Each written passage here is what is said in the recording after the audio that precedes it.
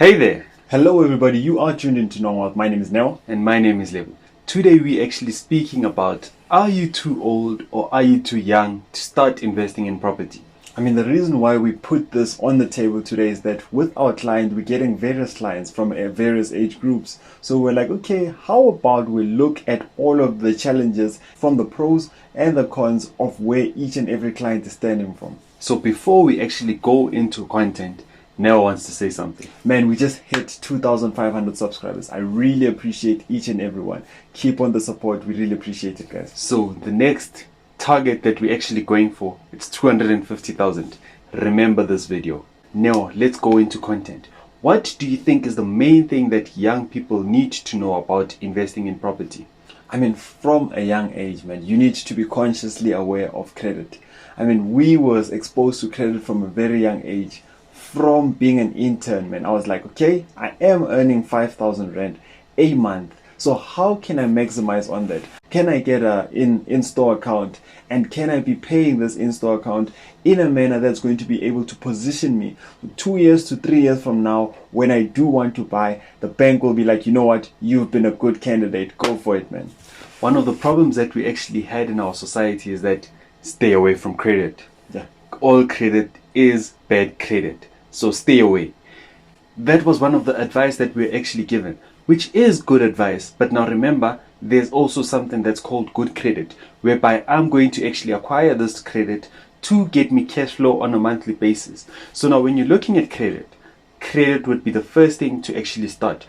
Once you have actually passed 18 years old, you are now able to actually go apply for credit by yourself. So the one most important thing that I would actually like to leave with someone that's young, 18 years old, saying that I want to start investing in property, how do I actually go about it, is to now start building your credit profile.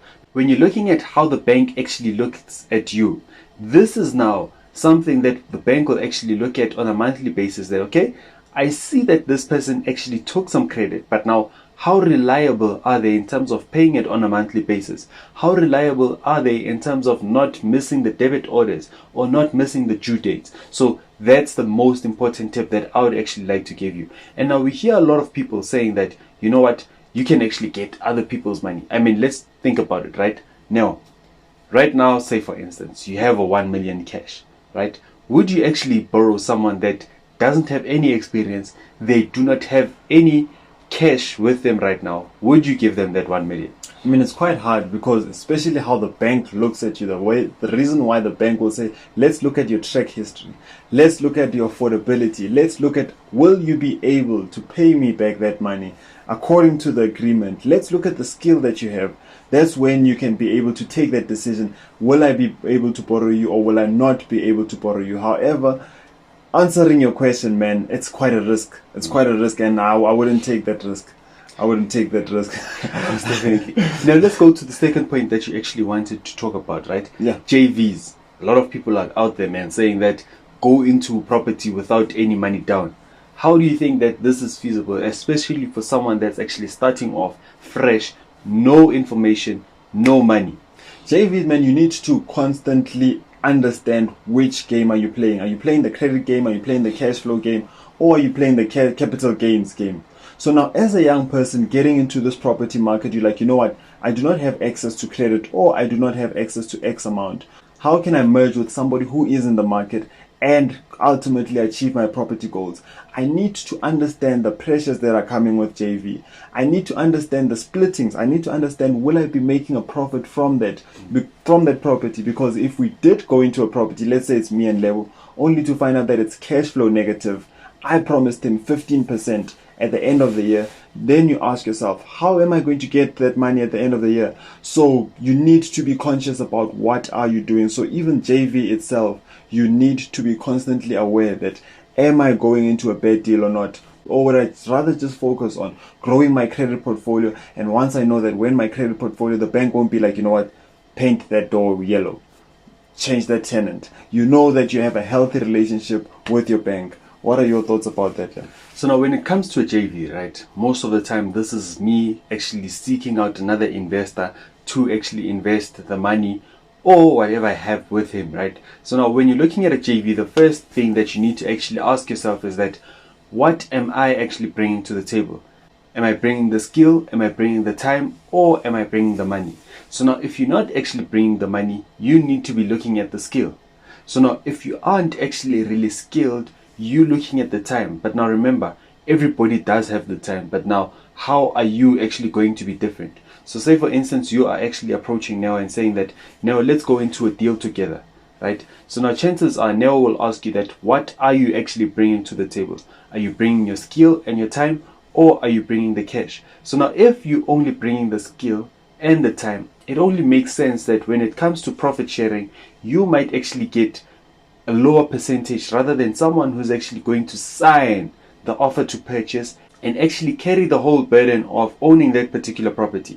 They are the ones that are most likely to actually get more than what you are actually bringing with the skill and the time. Looking at this, guys, in terms of getting into property investing at a young age or at an older age, is that I need to understand that it's better to actually start off on a good note. Why am I saying that it's better to start off on a good note? If I have not been consciously aware of credit, I've been living my life, living my best, just swiping my credit card, whether it's good or bad, I'm just maximizing out, and then I'm asking for overdraft, I'm also tapping into that on liabilities, and then I start to be like, you know what, I'm in my mid 50s or 60s, I would like to actually start investing in property. Then I'm like, oh no, I've been using credit the wrong way my entire life. So now you only want to start doing the right things. With that, once you're actually in that position, it's going to take you longer to actually start participating in the property market. Whereas if you are young and you're still fresh, your record is still clean, and you're like, you know what, I'm going to start off credit on a good note.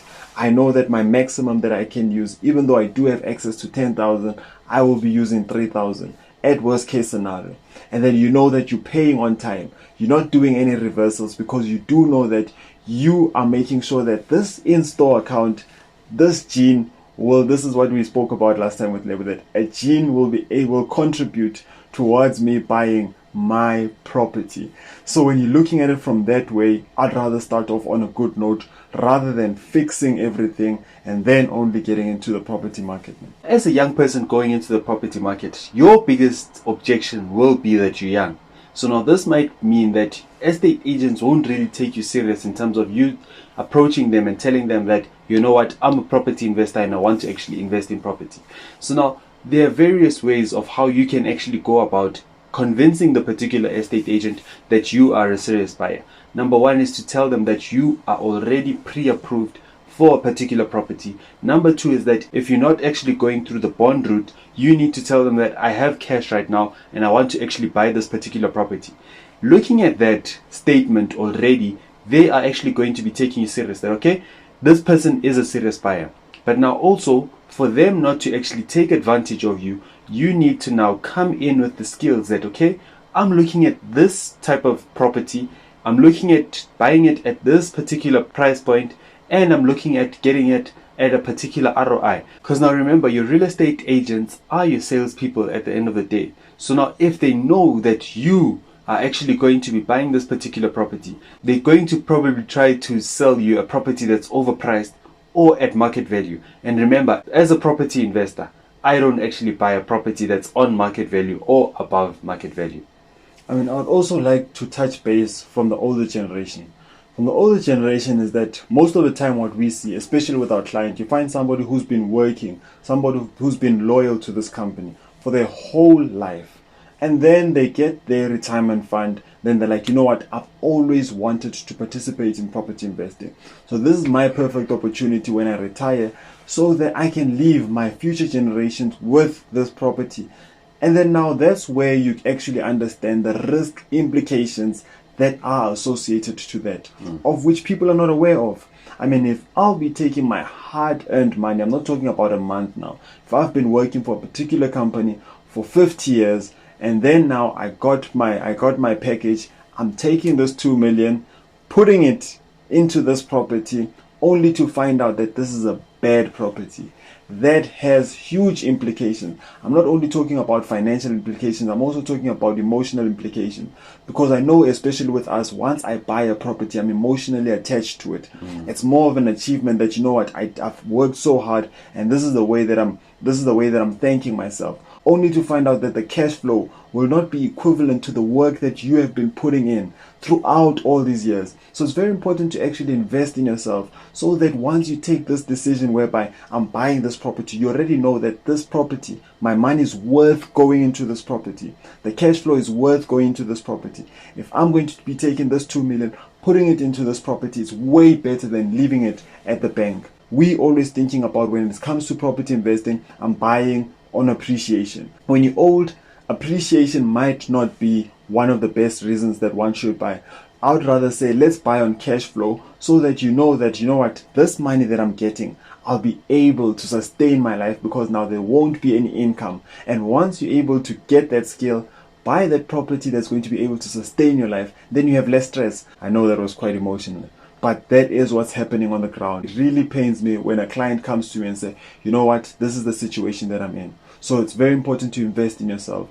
And man, you can check out our website, and we are there for you. Man, with that being said, we really actually enjoyed shooting this particular video. Please do send us in the comments what were your thoughts in terms of investing in property. But now remember, the time is now. Start investing in property as soon as possible. Before you even invest in property, invest in yourself.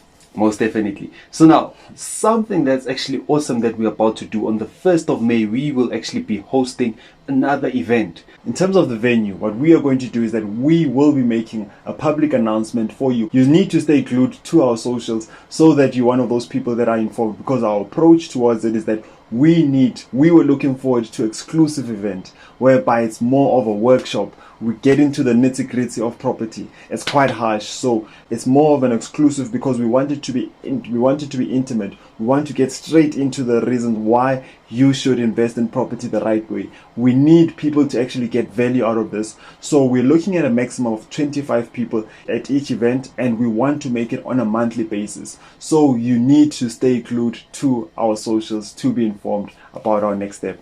Until next week, see you then. If you haven't subscribed, please do subscribe. No Wealth, signing out.